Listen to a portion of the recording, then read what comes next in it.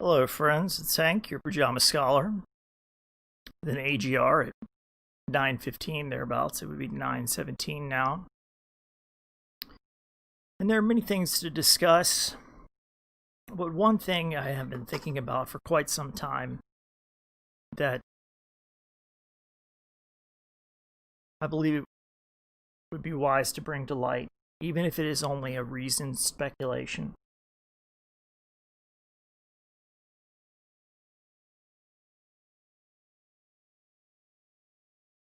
About, well, it's going to include, where we are, where we're going, what happened, some speculations on why it happened.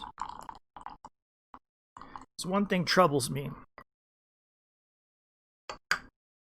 deeply troubles me, but I'll get right on to it.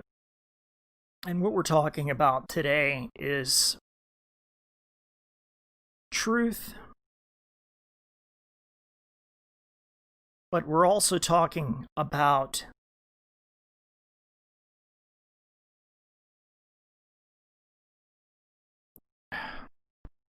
when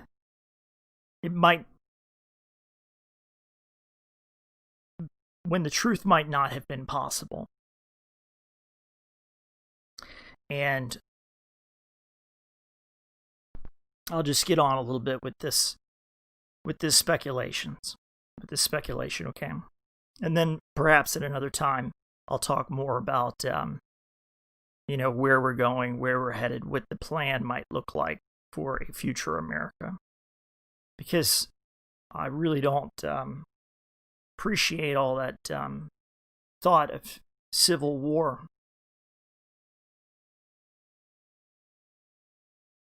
Although I do understand why people are very angry.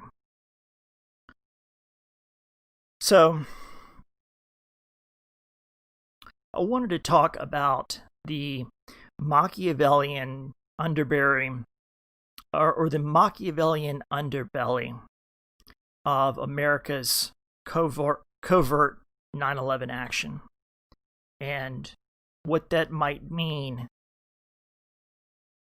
in a broader geopolitical sense, where typically we here in America have a tendency to think not only short term, but typically quarterly for the most part. And we're very Amerocentric. We're not really very much in touch with other cultures around the world. And a few people, aside from some academics,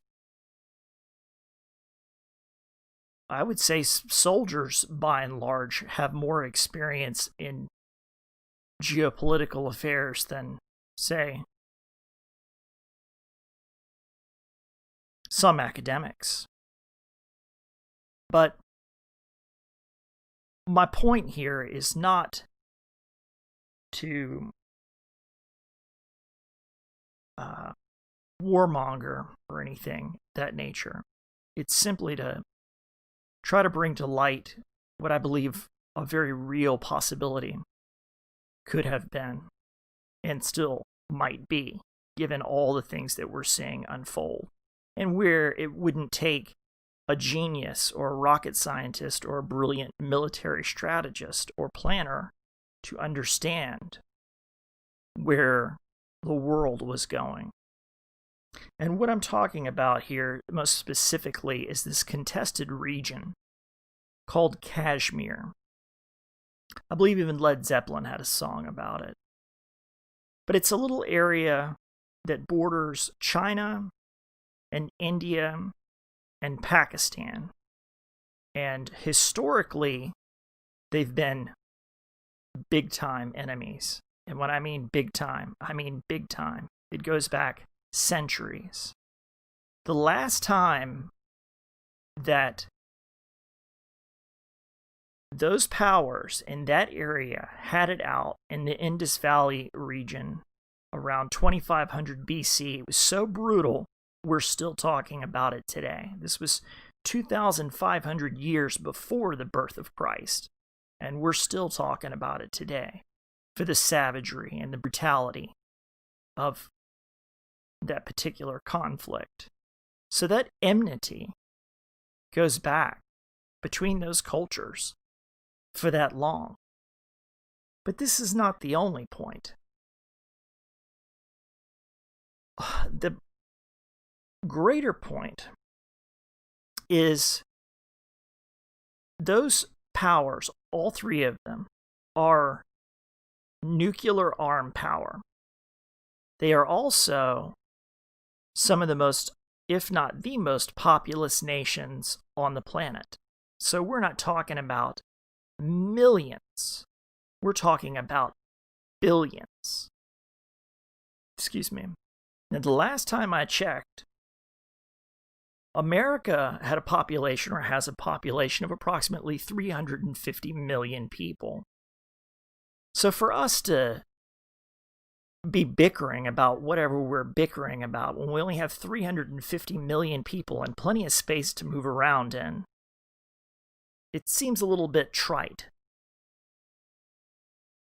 compared to the billions that are living there in India. And if you've watched any travel videos, you know they're stacked on top of each other. Same thing in China. And in some places in Pakistan.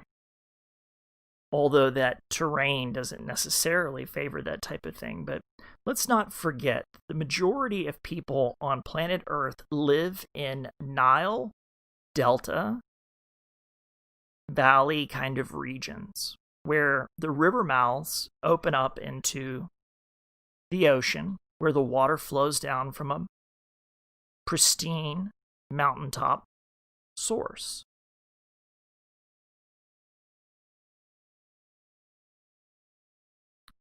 So water is very, very crucial.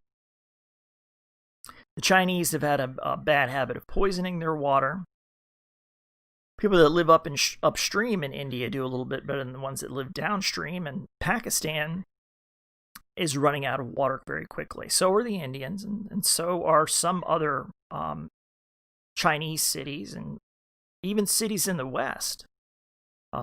Let's not forget South Africa's, I believe it's called Johannesburg, or it could be Cape of Good Hope.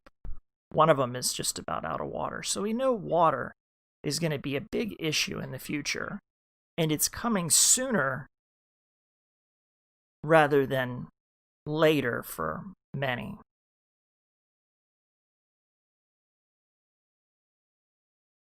Now, this would not be something that a military strategist, a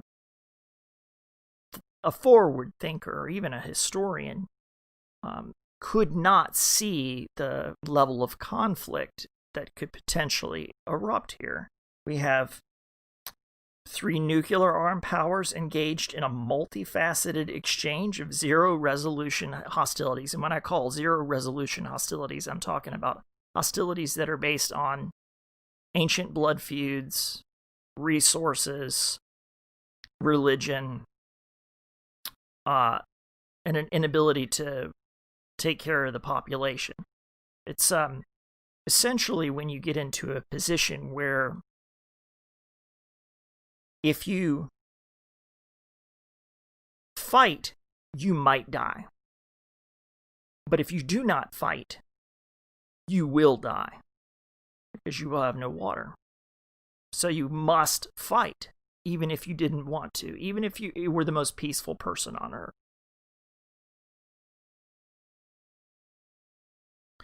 Now, plus this is a minor point. This is at least a minor point for the West, but Kashmir is also a fairly wealthy region because it does a lot of drug export trade all over the world, especially into Europe.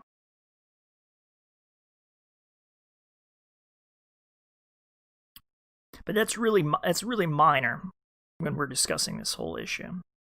But not necessarily the only point that I have to make with this that's germane to the conversation.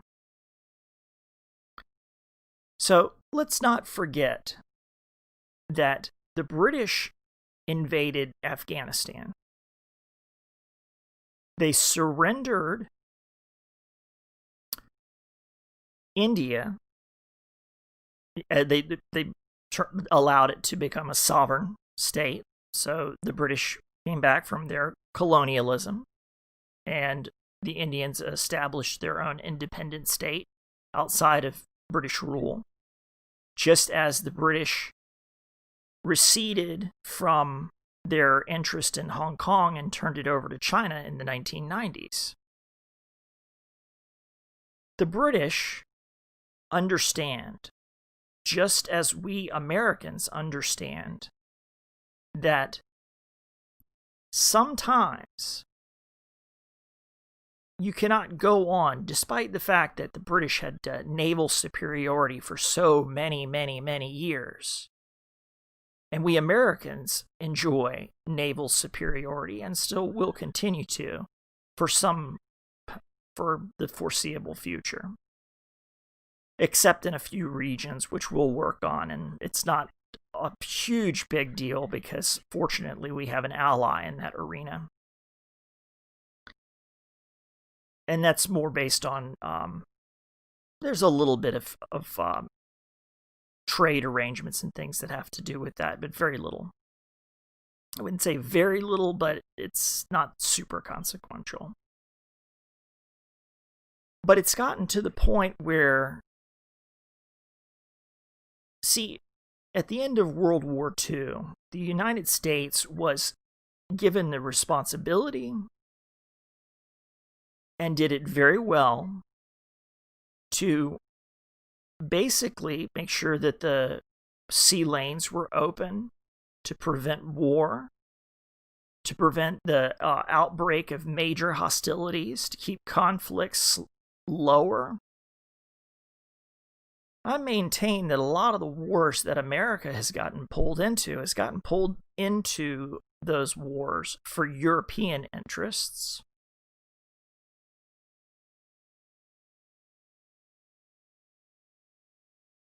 Trying to keep a handle on those types of things. We Americans have sacrificed and sacrificed and sacrificed, and if you can't look around you, especially in the past 30 years, and understand that that's the truth, that we Americans have sacrificed to make sure that, to try and maintain peace in the best way that we could,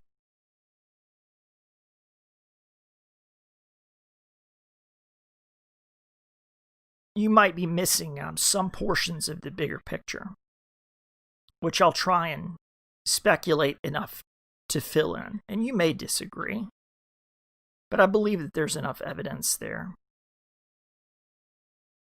Then let's not forget that Russia invaded Afghanistan. Now, what did the Russians do when they invaded Afghanistan? And what weapons were the Afghanis or the Taliban using against American soldiers when American soldiers went into Afghanistan? Old, antiquated Russian weaponry. Because that stuff was, guess what? Packed into the mountains, packed into the hills. Far be it from me to guess what the CIA knows or does not know, but I, being just a pajama scholar, would have to reasonably well assume that the CIA would know about these types of things, considering all the covert actions that were done in the during the Cold War in and around Africa. In and around, well, everywhere pretty much, but in Afghanistan and in Russia. And to find that the CIA, and I believe enough time has passed, and I don't know, I'm only speculating anyway, which probably happened, but I could never be too sure. Probably met with Russian special forces and delivered weapons to the Afghanis when the Russians were fighting them.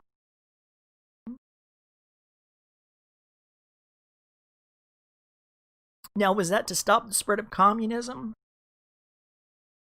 No. No, no, no. That's small time thinking. That's left-right paradigm sort of thinking. That would have been, well, that long-term plan, that long-term thinking, and probably to test weapons out there and all kinds of other things. And don't take this to be an apology. I'm only speculating on what the truth might be. Because in reality, if you want to go statistically speaking, you can only find maybe 1 out of 10 people that's like a sociopath, and even fewer, maybe 1 out of 100 is a psychopath. So for whatever reasons people do things, they generally have to feel somewhere inside justified in their action. Whether it be, I have to feed my family, some justifications are not that great, but people still have them. And then other people have justifications to do things that to serve the ultimate or longer goal, having that additional information, that additional range of sight. Perhaps I digress.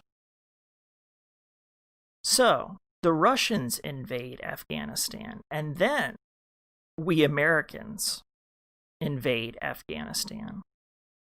And this goes to the larger picture here.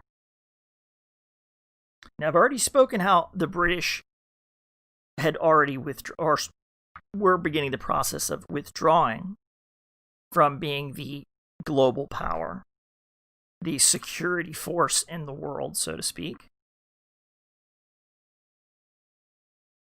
I believe that America is on a similar path. But it's not to say that before the British left that they didn't, provide for their security arrangements in case of the unthinkable. And this is the same type of action, I believe, that the United States is currently in the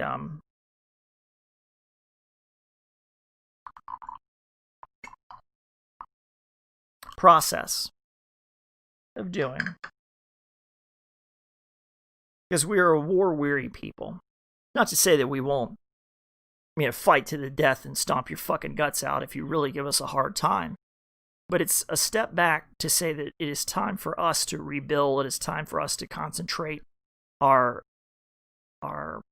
youth into building and creating and preparing for the newer future, the future that will bring about great technological revolution, great change, great prosperity for America.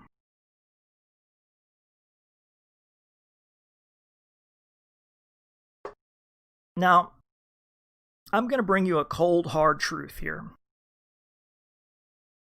It would have been impossible to convince the people of the United States to fight in a region as remote as Afghanistan. Nobody had ever heard of it, except for a few. And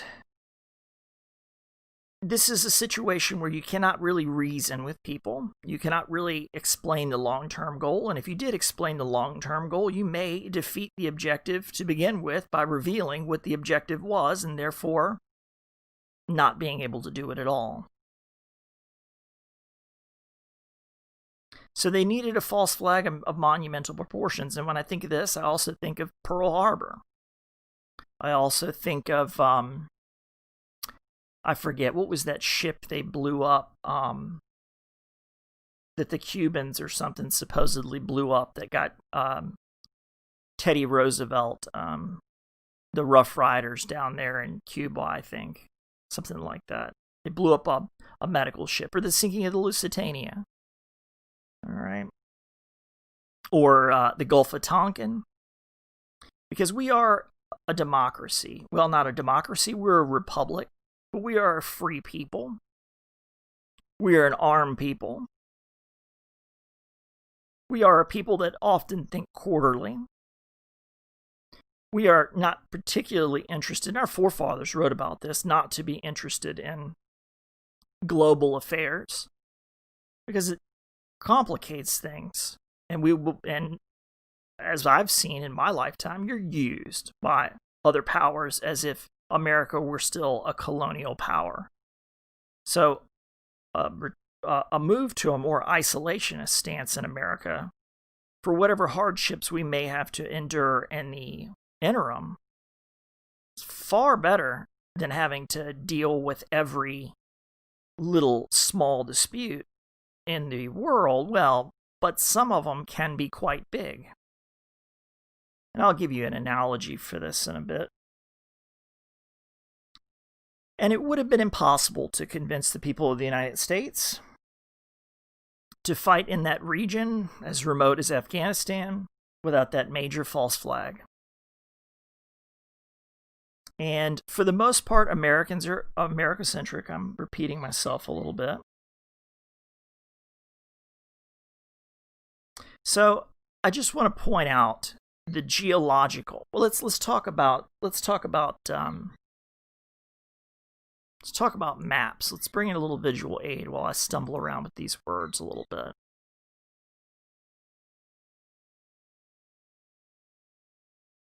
So we can take a look, see.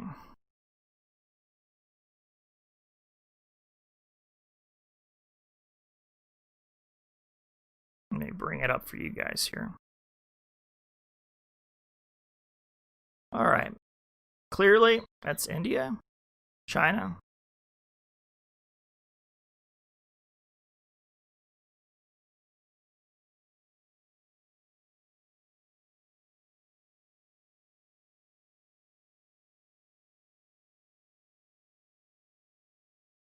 Pakistan. Okay.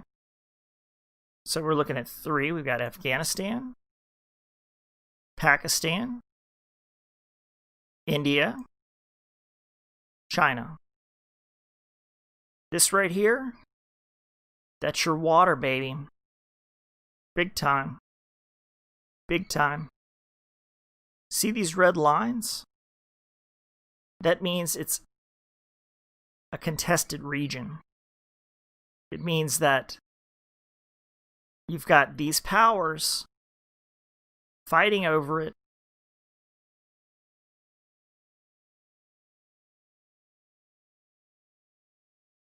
Why?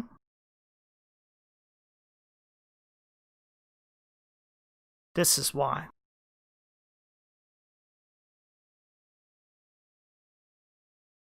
The water. The water.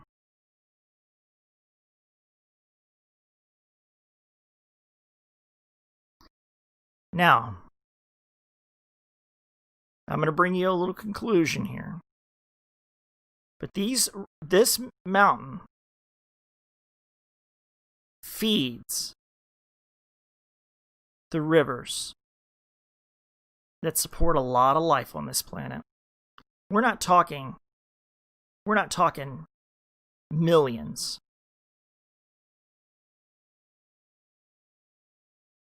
See, in America, I think we have about 350 million people. China, I think, has 1.2 billion. India might have 2 billion, definitely over 1. Pakistan is way up there, too.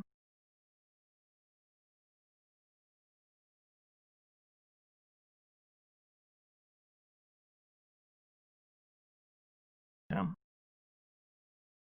So, you can see the importance or the strategic importance of Afghanistan because it's kind of in that situation, the high ground and closest to the West.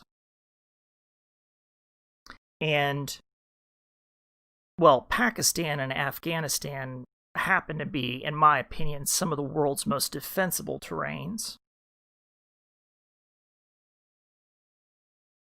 And to attack that contested area, that Kashmir, to take it, it would be militarily advantageous to put a pincer move on it By where? By via what? Afghanistan.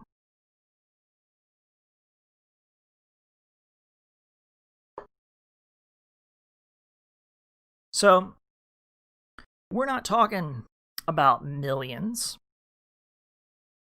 We're talking about billions. And I know that's a very, people bandy around words like trillions or billions, and it's hard for you to fathom. But if you think about it in terms of human life,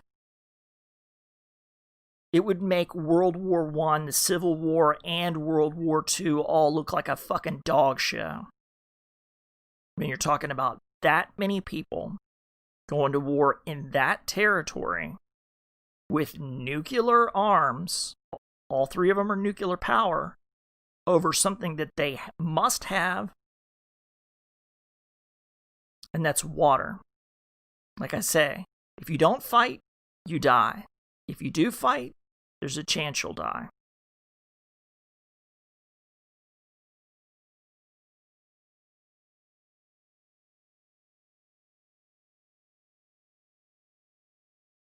So although it would be very difficult for me to prove this, nor would I really want to go digging around and that type of thing, that's why I just speculate, I have heard from soldiers, some different accounts from soldiers in these theaters that were in Afghanistan most specifically, where they couldn't understand why they were leaving so much equipment. They would come in there, they say, why are, Afghanistan was all bullshit. They were supposed to be the enemy, and here we've delivered, we've built bases for them, stocked them up with weaponry. So where the Russians had before filled the hills with weaponry, well, now the United States has filled the hills with weaponry. This is not to instigate a World War III, but to prevent it.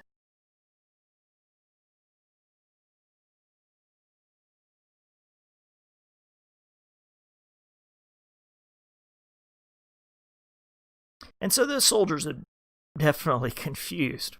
Why would we be giving all that equipment to the enemy?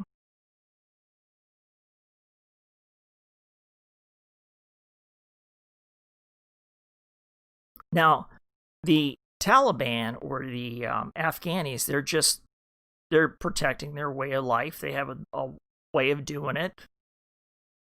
They've been doing it for forever, since the British, since the Russians, and since the Americans.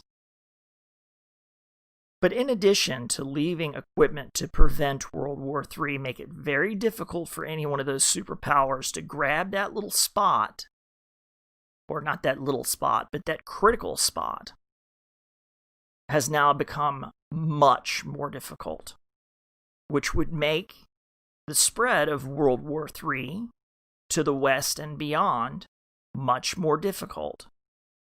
Therefore, by the actions of the men that served in Afghanistan, and for the Americans, for us, for the things that we've had to endure over the bull crap, the lies,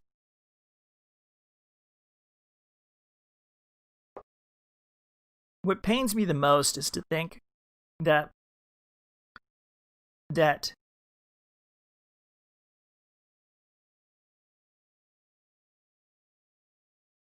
some of the men that I grew up with, and some of the men that I still know today, and I get a little emotional about it, have not, they don't know how valuable they are, or what they've done, and how many lives that they may have saved, and a good possibility that they've saved lives and averted World War III. And every one of the Americans that has sacrificed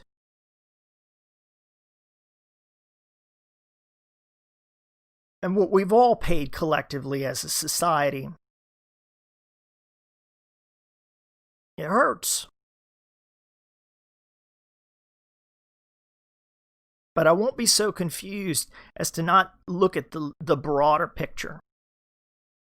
Even though I do feel like, of course, that broader picture couldn't have been, spoken about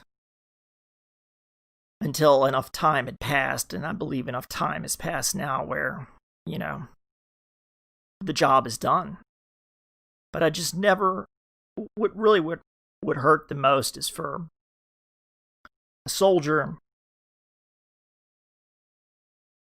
that either has given his life or has come back and doesn't understand or believe or know that his actions may have stopped the war bigger than World War I, World War II, and a Civil War combined,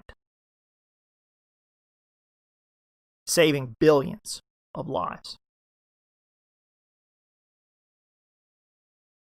It's not to say that those countries might not have it out, but for that action, it'll be contained. And I believe that was to the benefit of everyone. As more and more Americans are buying guns now, just to understand. Good morning there in the chat. I can't quite see there what your name is, but it's good to see you. Thanks for popping in. That more and more Americans are buying guns. They realize it's not that they want to go out and hurt anybody. It's that those who desire peace must prepare for war. You just have to be ready for those possibilities. I'm a man that likes to believe in that we can all live in a world of cooperation and love and mutual respect, but I'm flawed, just like any other. I'll get drunk and go on some stupid racist tirade and say a bunch of crap I don't even really mean, just to try and get a little, just to provoke it, just to piss people off. Because I'm only a man, I make mistakes, and this is the world that we live in. So, we're all trying to do something better, and hopefully the things that we do are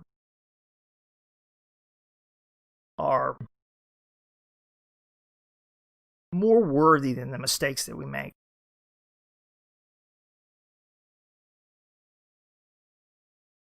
So, like I say, it pains me to think that the American soldiers who sacrificed so much were likely responsible for averting, or at very least minimizing, the ease of an Eastern power from starting World War III. With any blitzkrieg action, it couldn't be blitzkrieged. So those same tunnels, those same mountains that once held Russian weaponry are now supplied with American weaponry, and this is only speculation.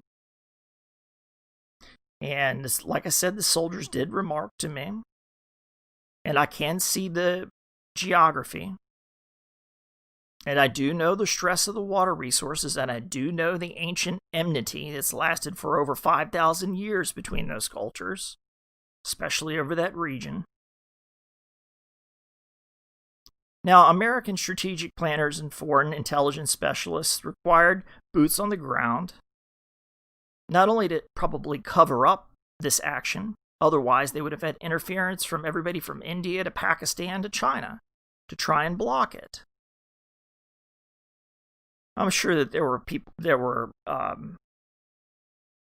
in the West that would have been well aware of these things, but certainly not in the East. They all think that, it's where an empire goes to die. They all sit back and laugh like we Americans are the stupidest sons of bitches on earth, but we are far from that. We're a very caring, generous, and strong people. And if we have to kick your ass, we can prove that.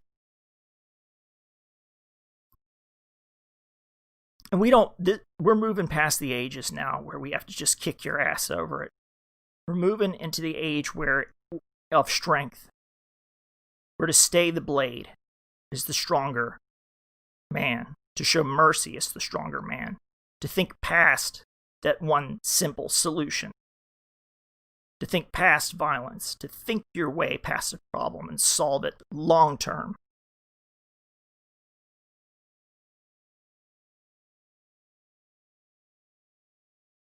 Now, a strong offense is sometimes the best defense, and by prepositioning assets and material, the sacrifice of our American soldiers may have prevented the casualties. And I go on and on about that, because billions of people is more than just quite a few. It's beyond what the human mind really wants to dare to comprehend. And I make no excuses for 9/11. I don't. I'm not an apologist. Or Pearl Harbor, or any of those other mass manipulations that cost American lives.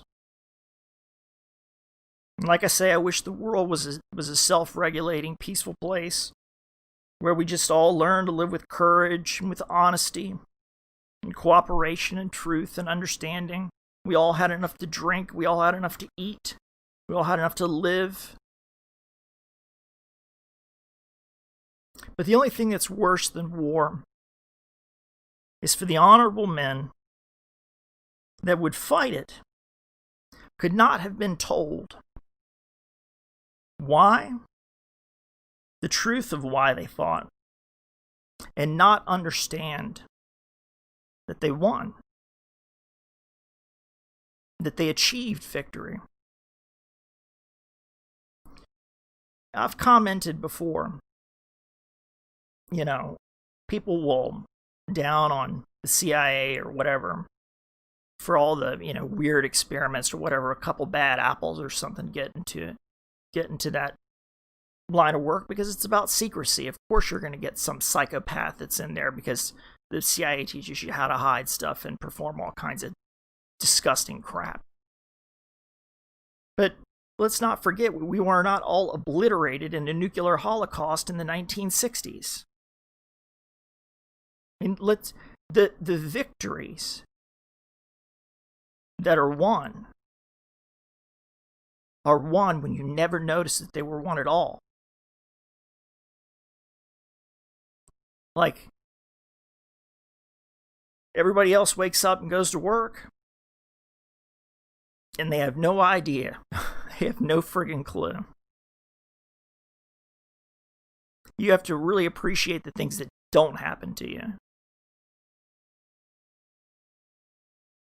And give thanks for the things that don't happen to you, and give thanks for the things that do.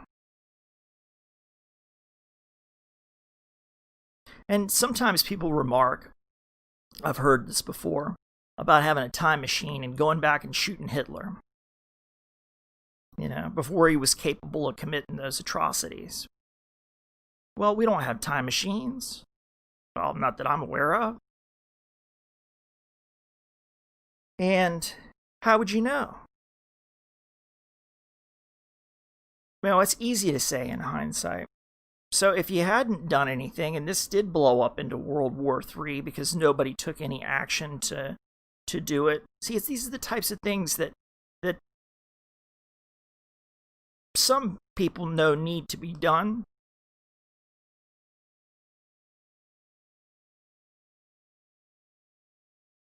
And it is an imperfect world. I struggle with it all the time.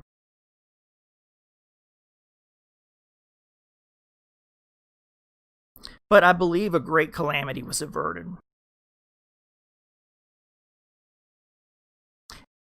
And the true heroes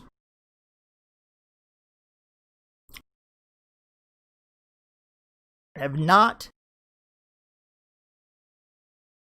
understood the value of the glory of that action. And while I can only speculate, this is just speculation. Perhaps one day the truth will be recorded in history as people begin to understand these things.